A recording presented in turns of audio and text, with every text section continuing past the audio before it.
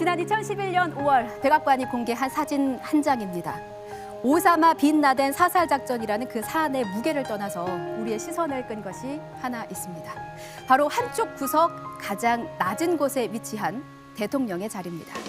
가장 큰 의자는요, 이 작전을 진두지휘하는 합참 의장에게 내어줬습니다. 회의장 한가운데 놓인 가장 크고 가장 높은 의자에 앉아 있는 것이 국민이 바라는 대통령의 모습은 아닐 것입니다. 의자의 크기, 의자의 배치, 그리고 위치보다 더 중요한 건 그곳에 앉아서 어떤 일을 하느냐, 그리고 얼마나 잘 해내느냐일 것입니다. 자, 민심이 빚어낸 자리입니다. 국민의 선택을 기다리는 후보자들 모두 오늘만큼은 이 자리의 의미에 대해서 생각해봤으면 좋겠습니다. 자, 대통령의 자리를 빚어내는 민심 에너지, 현재 전국 250개 지역에서 충전 중입니다. 오후 5시 현재 민심 얼마나 충전됐는지 한번 살펴보겠습니다. 네, 전국적으로 투표율 73.6%의 에너지가 채워졌습니다. 자, 그럼 현재 권역별로 투표율이 가장 높은 곳과 가장 낮은 곳을 한번 비교해 볼게요. 가장 높은 권역 보겠습니다. 네. 최고 투표율을 기록하고 있는 곳 광주 전라 권역입니다. 78.6%의 투표율을 기록하고 있고요.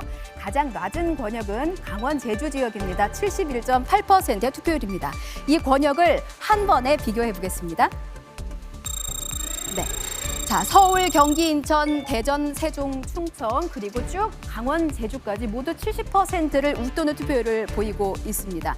하지만 이 투표율이 높다고 해서 더 많은 사람이 투표를 했다는 의미는 아닙니다. 투표율은 유권자 수 대비 투표장에 실제로 간 사람들의 비율을 나타내는 지표죠. 지역별로 유권자 수가 좀 차이가 나기 때문에 인구가 많은 지역은 투표율이 낮다고 해도 인구가 적은 지역에 비해서 훨씬 더 많은 사람이 투표했을 가능성이 있습니다. 자, 그렇다면 실제로 얼마나 많은 사람들이 투표장으로 향했는지 한번 살펴볼까요? 네, 먼저 권역별로 표시된 이 사각형이 전체 유권자의 크기입니다. 보시다시피 서울과 경기, 인천 지역의 그래프가 크죠. 전체 유권자의 절반 이상이 수도권에 있습니다. 투표율은 이 막대가 투표를 마친 사람들로 채워진 비율을 의미합니다. 권역별로 얼마나 많은 유권자가 투표장으로 향했는지 막대를 색깔로 채워서 한번 확인해 보겠습니다. 네, 실제로 투표를 마친 사람들이 이렇게 막대를 채웠습니다. 권역별로 보시면 투표를 마친 사람들의 수가 다르죠. 서울 권역의 경우는 600만 명 이상이 투표를 했고요. 경기와 인천 지역의 경우는 900만 명 이상이 투표를 마쳤습니다. 역시 유권자가 많은 서울, 경기, 인천에 투표를 마친 유권자의 수가 확연히 많은 것을 확인할 수 있습니다. 이렇기 때문에 인구가 많은 수도권이 최대 승부처다, 이런 말이 나오는 거겠죠. 자, 그럼 최대 승부처로 꼽히는 수도권만 따로 떼서 자세하게 분석해 볼게요. 먼저 서울의 투표 상황부터 살펴보겠습니다. 현재 서울 지역 평균 투표율 74%를 기록하고 있습니다. 25개 자치구 중에서 가장 투표율이 높은 곳은 송파구군요. 76.5%입니다. 서울 평균보다 2.5%포인트가량 높은 수치를 기록하고 있고요. 낮은 투표율을 기록하는 곳은 강북입니다. 70.3%네요.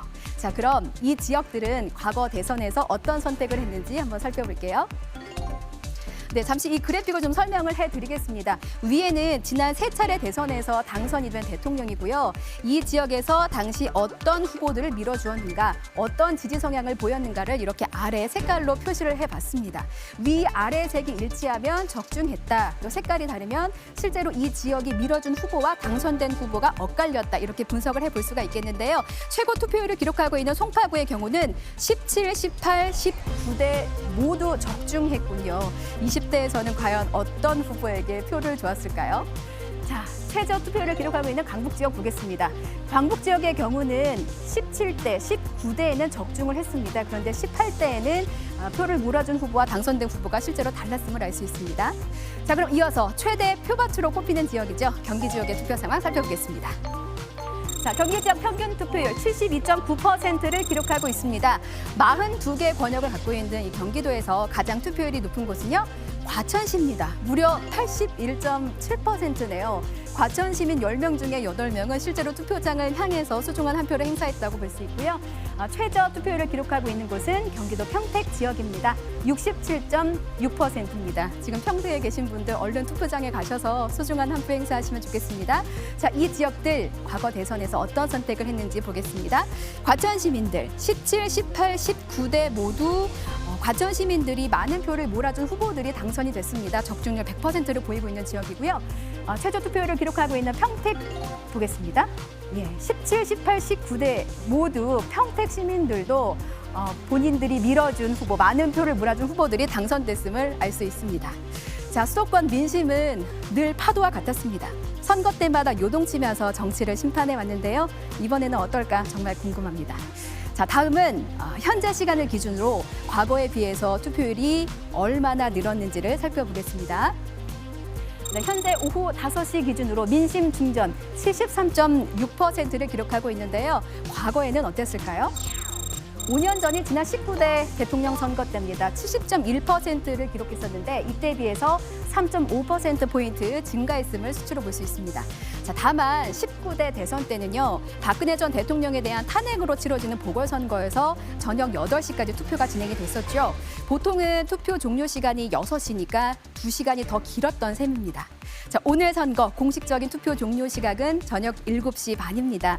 하지만 코로나와 무관한 사람들은요. 6시 전에 투표를 모두 마치셔야 한다는 점 잊지 마시고요. 지금 시간이 한 5시 21분 정도 지나고 있으니까 아직 투표를 안 하셨다면 지금이라도 얼른 투표장 가셔서 소중한 한 표 행사해 주시기 바랍니다. 자, 그럼 오후 6시까지 투표가 진행됐던 18대 대선과 한번 비교를 해보겠습니다. 오후 5시 기준으로 18대 대선에는 70.1%의 투표를 보였는데요. 이때와 비교하면 오늘 3.5%포인트 정도 더 증가한 것을 확인할 수 있습니다. 자, 이번에는 기울기 그래프로 추세를 한번 살펴보겠습니다. 네, 오후 5시 현재 투표율 73.6%를 기록하고 있는데요. 5년 전에 치러졌던 19대 대선 그래프도 한번 보겠습니다. 네. 자, 이 19대 대통령 최종 선거 때 앞서 설명해 드렸다시피 19대 때는 저녁 8시까지 2시간이 더 연장된 투표였기 때문에 최종 투표율은 77.2%를 기록했고요. 18대 최종 때는 75.8%를 기록했었습니다. 자, 현재 투표율이 73.6%니까 조금만 더 서두르시면 18대 때 기록을 넘어설 수도 있겠네요. 자, 지금 보시면 그래프가 아침 시간에는 조금 기울기가 만만하다가 뒤로 후반부로 갈수록 올라가는 것을 볼 수 있는데요. 아무래도 고민을 하다가 투표 시간이 끝나기 전에 투표장으로 향하는 발걸음이 늘었다는 의미로도 해석할 수 있겠습니다. 자, 그럼 현재 시간을 기준으로 시도별 투표율이 가장 많은 변화를 보인 곳은 어디일까요? 먼저 가장 많이 증가한 곳은 경북입니다. 지난 19대 때보다 6.4%포인트 증가했고요. 가장 적게 증가한 곳은 경남 지역이군요. 2.4%포인트 증가한 것을 확인할 수 있습니다. 자, 그럼 이 두 지역의 현재 투표율은 어느 정도 되는지 한번 살펴볼게요. 가장 많이 증가한 경북 지역의 경우 이 시각 현재 75.6%를 보이고 있고요. 가장 적게 증가한 경남 지역의 경우도 72.6%로 비교적 높은 투표율을 기록하고 있습니다. 자, 이 지역 역대 대선의 선택 결과는 어땠는지 살펴보겠습니다. 자, 먼저 가장 많이 증가한 경북 지역의 경우는 14대부터 19대까지 모두 보수 계열의 후보를 지지하는 선거 경향을 보여줬군요. 자, 가장 적게 증가한 경남 지역의 투표 경향 보겠습니다. 14대부터 19대까지 모두 경남 지역도 보수 계열의 후보에게 표를 몰아준 경향을 확인해 볼 수 있습니다. 자, 민심은 투표로 말합니다. 이번 선거 누가 민심을 더 많이 얻었을까요? YTN 선거 방송에서 함께 하시기 바랍니다. 지금까지 민심연구소에서 살펴봤습니다.